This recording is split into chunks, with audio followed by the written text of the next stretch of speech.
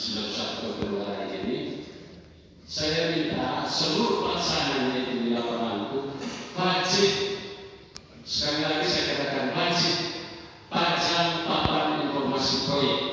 Itu pertama. Yang kedua apa?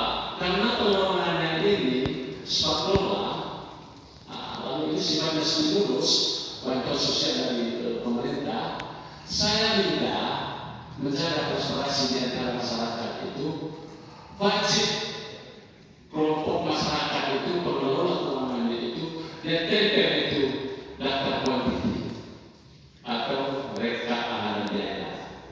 Walaupun dia punya nominalnya tidak usah, cukup itemnya saja, item pekerjaan itu apa-apa tempel di apa itu di tempat kegiatan. Apa maksudnya Pak? Kita tahu bersama, bahwa rumah gedang ini semua melibatkan masyarakat.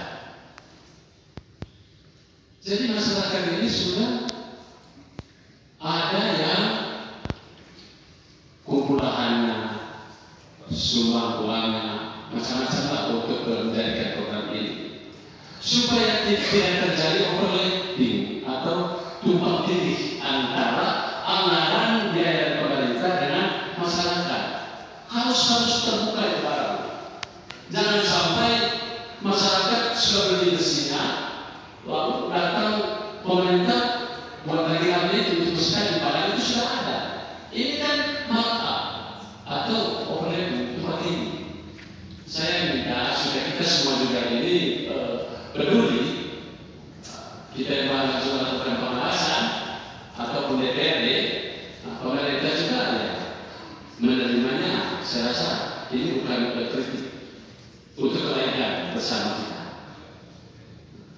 Saya mau sekali lagi, rak dan papan informasi itu wajib dipajang supaya di masyarakat itu tidak ada saling curiga. Tolong Pak Kadis juga seluruh perangkat dinas pariwisata, mohon ini dicatat dan ditindaklanjuti, karena ini masukan masyarakat, bukan sekarang. Mungkin itu saja masukan dari saya, bukan minta untuk ditanggapi, atau kalau mau ditanggapi silakan saya kembalikan. Terima kasih, selamat pagi. Itu pimpinan, maaf saya kelas tadi, tidak pimpinan sekarang.